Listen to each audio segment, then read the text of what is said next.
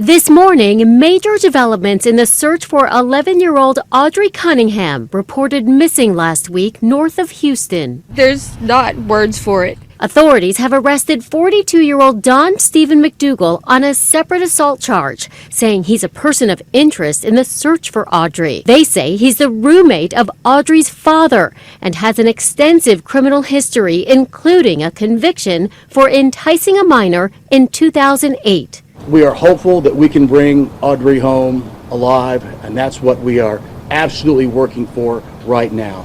But based on the evidence that we've got, we understand that foul play is a factor as well.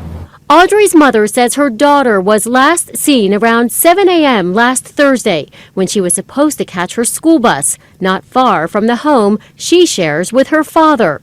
She was allegedly dropped off at her bus stop. And later on, we come to learn that she never even made it on the bus. Police are now searching for this 2003 blue Chevy Suburban, saying it belongs to McDougal.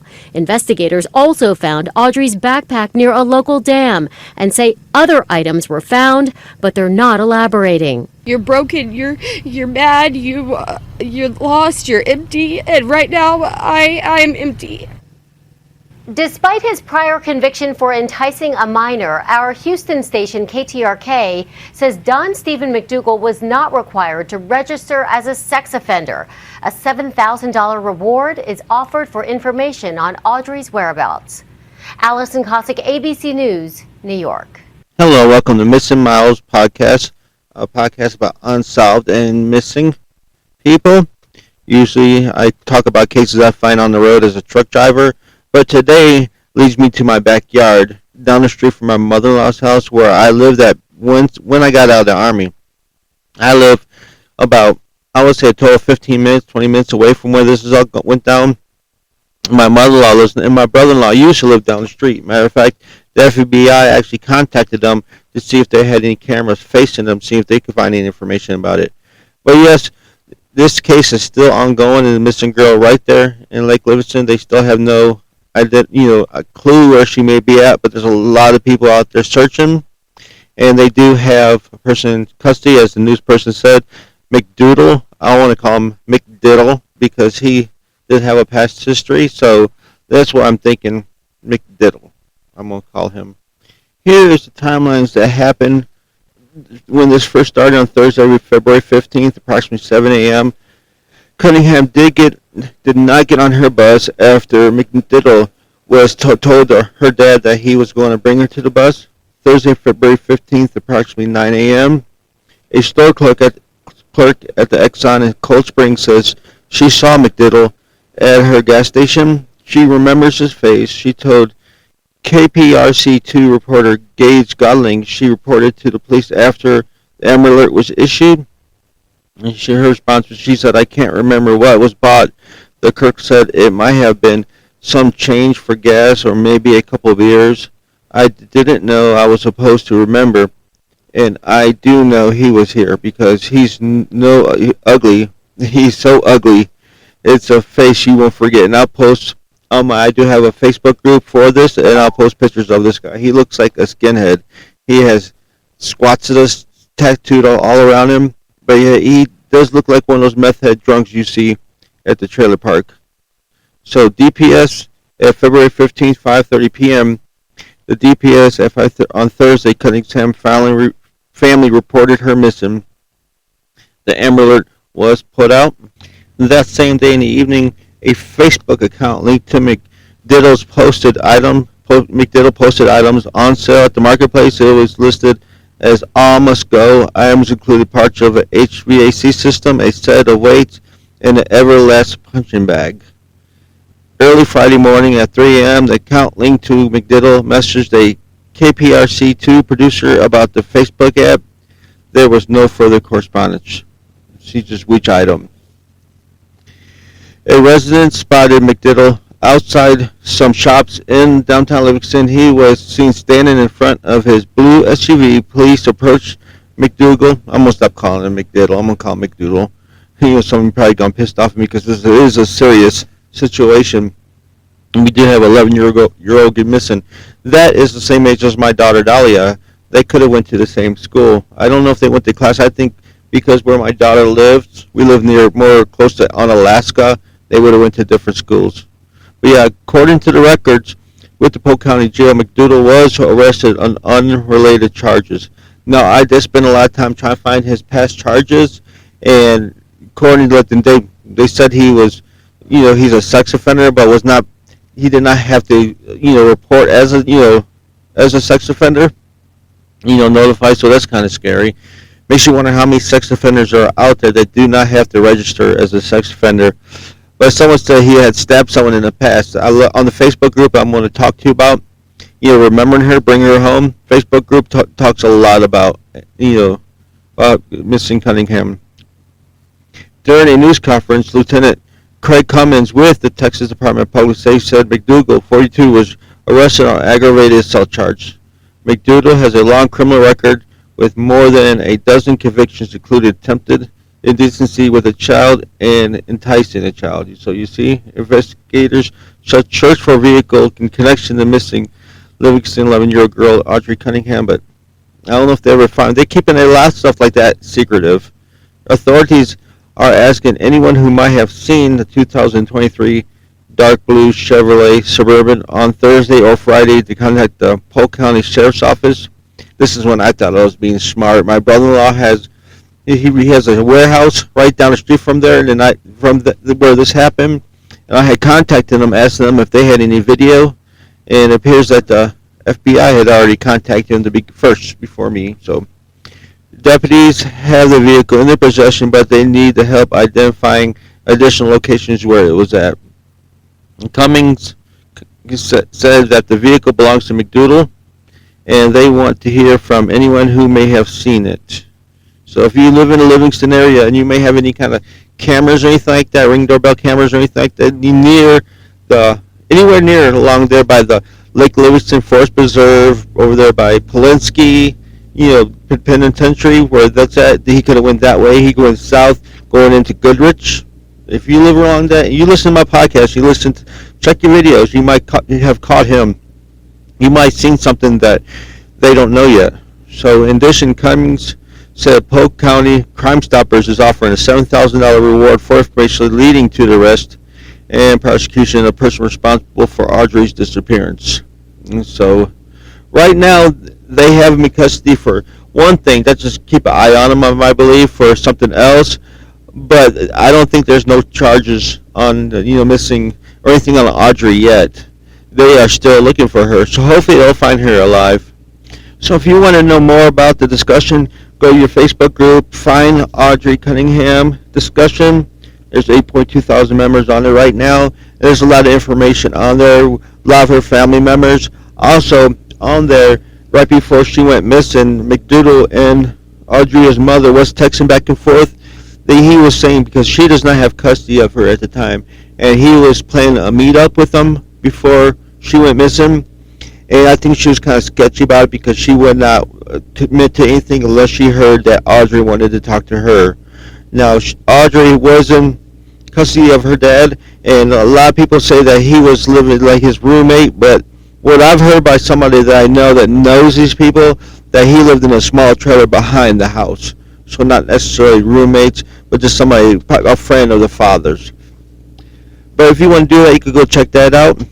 Okay, there you have it. There's not much much information that I know about this. I just learned about this not too long ago.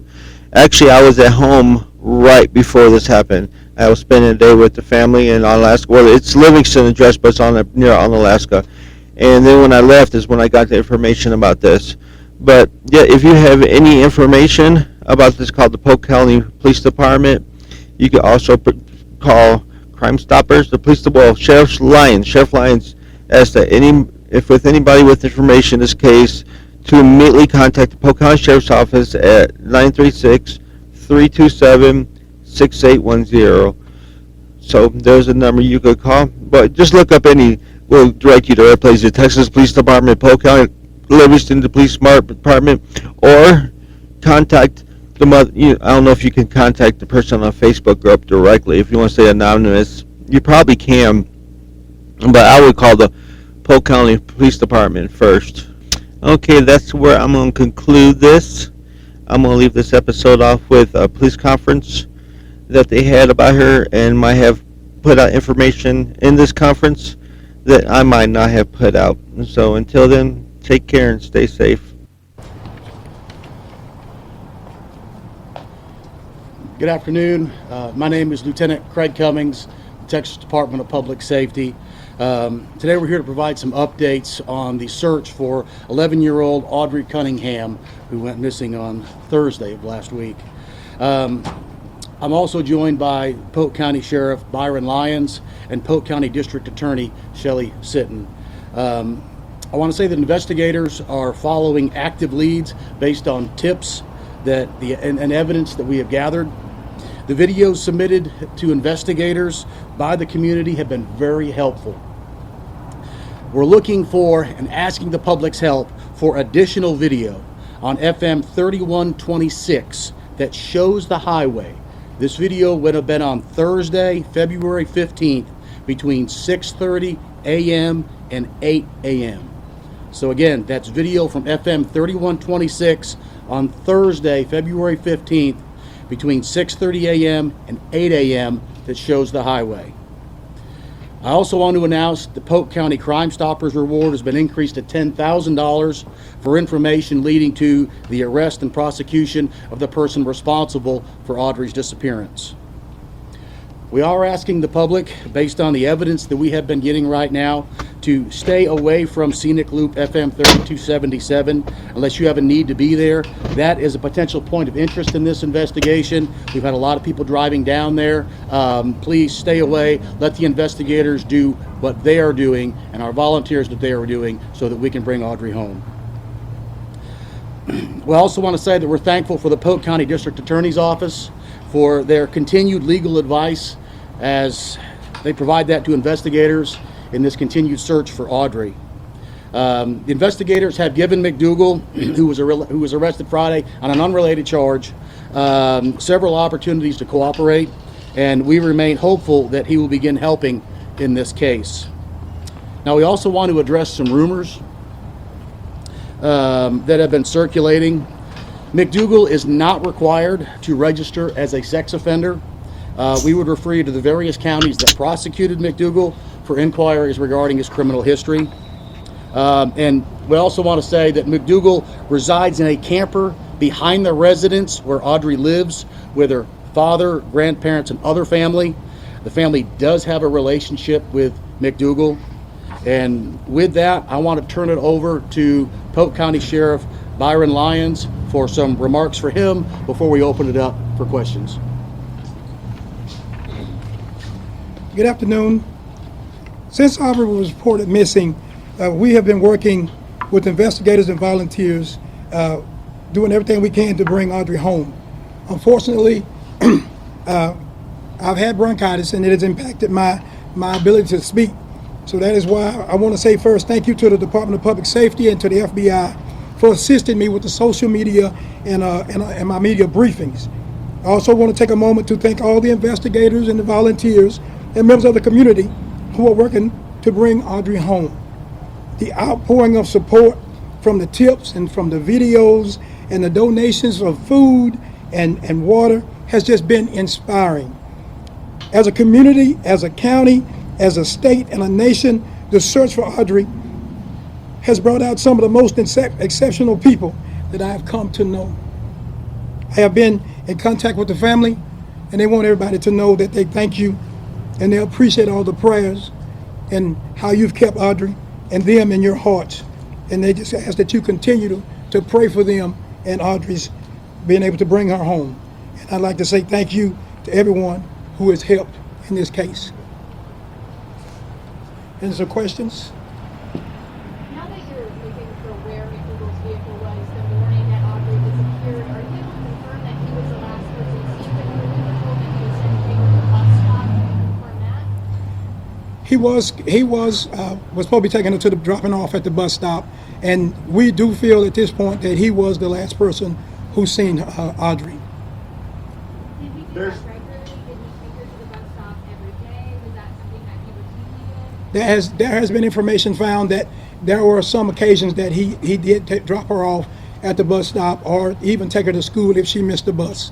There's rumors flying about that McDougal has confessed. Would you address that rumor? McDougal has not confessed. He has been talking with some of the investigators, but at this point in time, he has not confessed.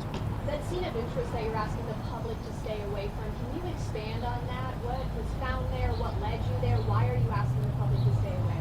You know, and that's kind of why one of the reasons that we're asking for the videos. We're trying to piece together a timeline of where he's been and the travel that he took, the roadways that he took. So this area is just one that's in particular that we can say that we know that he was in, and so we're making sure that we do extensive search of those areas. But the problem is that when we have a lot, and I know that people are concerned and people want to help, but a lot of time when we bring too many people into an area, it hinders our efforts in being able to try to find and locate evidence. Do you guys know if that was Audrey's backpack that was found the other day? We feel strongly today that backpack that was found is a high probability that it's going to be Audrey's.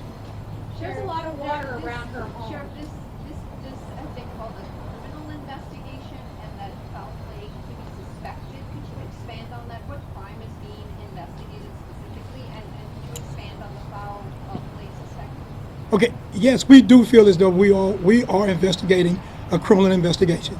And at this point in time, as we conduct our investigation, we are not leaving out or adding in any just charges. We are investigating the evidence as if we find any, and then we'll let that be determined, once we get all the evidence put together on what charges, if any, will be filed. McDougal's 07 charge, 08 conviction for enticing a minor with intent to commit a felony out of Audrii County. The case information publicly accessible over the weekend and on a holiday is very limited on that. Was that felony intended a sex crime? And be honest with you, I don't know. I can't answer that right now because it's in another county. The only thing that I've been able to find out that it was not something that they were able to require him to register for as a sex offender. Have you taken McDougal to the dam or the Trinity River since he's been arrested? There have been some occasions where, on one occasion where we have taken McDougal, that he agreed to work with us and has taken us to certain locations. She lives around water. Have you checked the water around her house? I was going to ask about the email that was sent to parents on Friday, letting them know about the disappearance and letting them know and asking them to provide video they were talking about. That email says that they would ask parents to look for video starting at 3 a.m. on Thursday. Is there a possibility that Audrii Cunningham could have disappeared sooner, before the 7 a.m., which was the time that she was reported? No. And see, one of the things in our investigation, when we conduct investigation, we want to make sure that we try to capture a good timeline. So even if we're looking at a projected time, say if it's 7, we still want to go to back up, 3, 4 o'clock in the morning, because we want to know exactly what the individual or suspects may have been doing up until that point. Someone asked about water around the house. Around the house. So has that area been searched? That- Okay. That was the first area on the night that she was reported missing. Volunteers came together with law enforcement. That was the first area the subdivision searched. Yeah, so Sheriff, just to make sure I understand properly, so she didn't go missing before 7 a.m. She didn't. No. She did go missing No. before 7 a.m. No, let me take that. 6:45. 6:45 is when we felt like she went missing. Do you believe that Audrey is still alive? I'm hoping and praying that she's still alive. I am not giving up hope that we'll be able to bring Audrey home. So, yes, I am hoping that she yet is still alive. And we're going to work just as hard to make sure that we do everything that we can to try to bring her home. Sheriff, is there any other person of interest in this case? Okay, we got a couple questions at a time. Right here. Is McDougal being cooperative? Is he speaking with investigators? Is he not talking? When you say is he being cooperative, I think that Mr. McDougal, he is what he's doing on occasions. He will, and I use that word cooperate lightly, but he is somewhat, working and talking with the investigators. But we are very cautious on the information that he's giving. What is Are you guys Sheriff, able do to you have count on any other persons GPS? of interest in this case? I will say this, that there are, at this point, Mr. McDougal is our main person of interest, but we are not ruling out anyone else who may be or involved or may not be involved. We are not just honing in on just this one individual. We're making sure that we're covering all stones. And do you anticipate charges being filed in connection to this case anytime soon? I anticipate that if the evidence presents itself that proves that Mr. McDougal has committed an offense or crime, that charges will be filed in him in Polk County.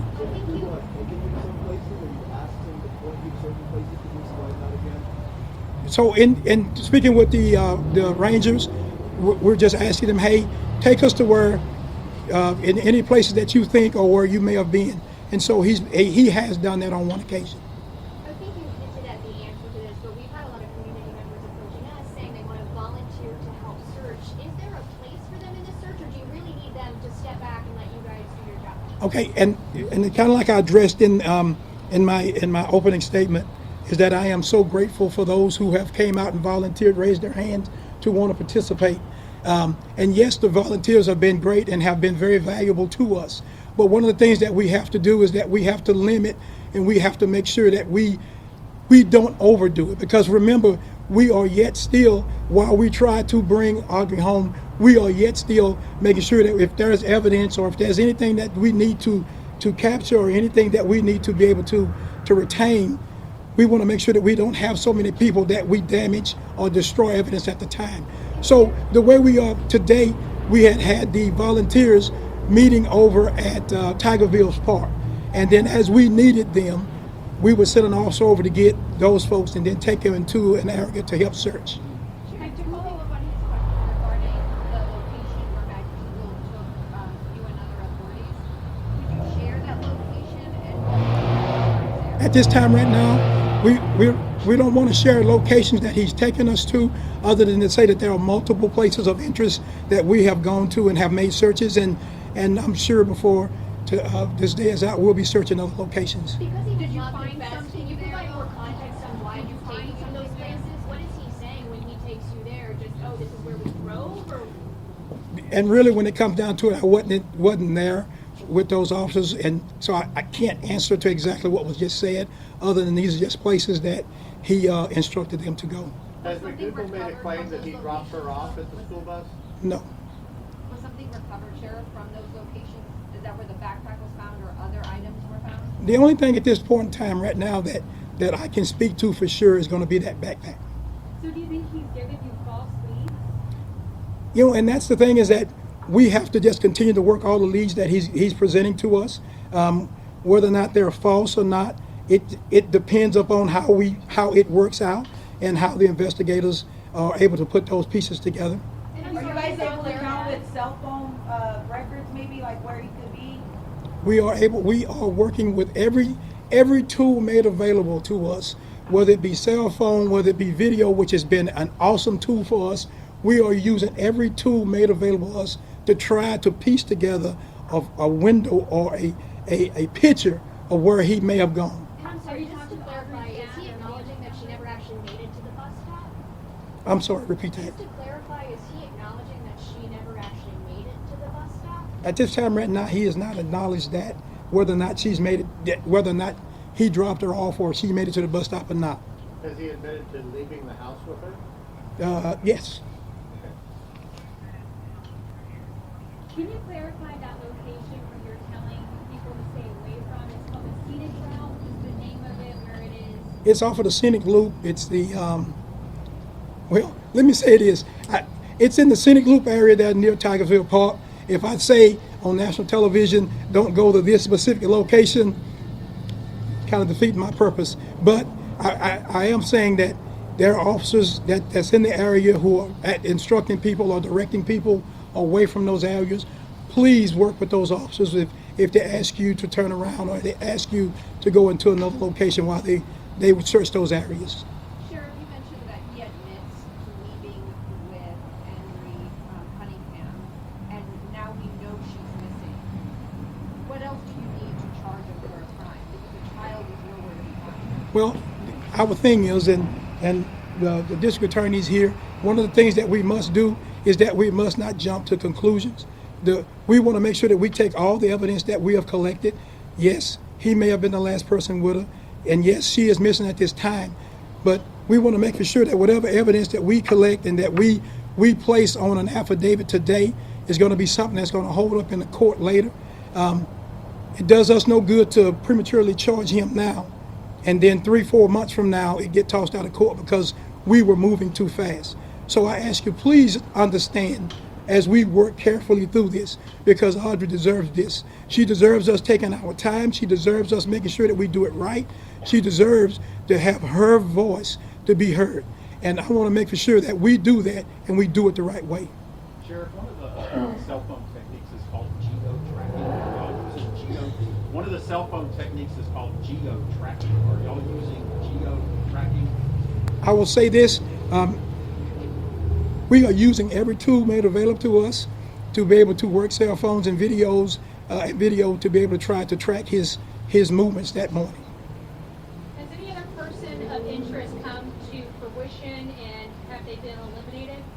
There have been other persons that we have certainly have looked at, and at this point in time, we're not ruling anyone out. You know, at this point, it's an active investigation, and everybody's going to be looked at. Everybody's going to be maintained until we can definitely say for sure either you are or you're not a party to this investigation. What are the details about the aggravated assault charge that he's currently in jail for? Can you expand on that? The details, what I can go to in on that was, it was an aggravated assault that took place August, I believe, and that in that investigation there were some, during that investigation, there was some circumstances that took place that would not allow us to be able to arrest him at that time, and he would not cooperate, would not basically lawyer it up, would not talk with the investigators. But on I think Saturday, Friday night, whichever night he was arrested, he did make the statement to that offense, which at that point in time he was arrested for. What was the offense? What is he accused of doing in that case? It was a aggravated assault. He assaulted another individual. Male, female? Male. We've also heard that he has, obviously a violent criminal history. There's also rumors out there that he has affiliation with the Aryan Brotherhood. Are you able to confirm that? We have heard those same things, and we've been told that there is an affiliation with the Aryan Brotherhood. Those are some things that we will come back after we are able to get Audrii located, and we will tie those things down to prove whether or not he's affiliated or not. Are you guys doing an extensive search for any evidence in the house, the RV, the home itself? Those things have been done. Yes, ma'am. Time for 2 more questions. Have you talked with Audrii's dad or family members? Yes, Are they cooperating? very much so. Can you expand a little bit more on the relationship between Audrii's family and him? I know you mentioned he lives in an RV on their property, but were they friends prior, anything like that?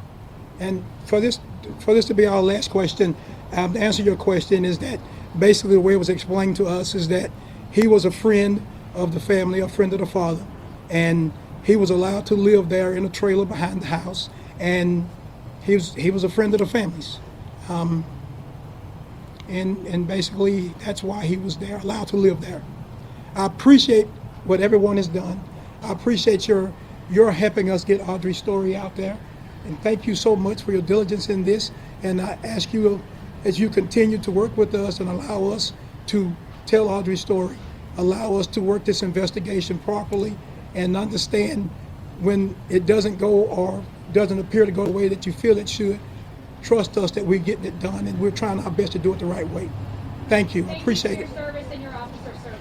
Thank you. And thank you for listening. Again, the number you could call if you have any information or you live in Livingston or Polk County and you might have cameras or any kind of video for surveillance that you might think might be important. Call Sheriff Lyons at 936-327-6810. Again, that's 936-327-6810. Let's find her and not let society forget like they did with Summer Wells, which I will be talking to about in the future. She's a missing girl in Tennessee that's been missing way too long. Let's find her as well.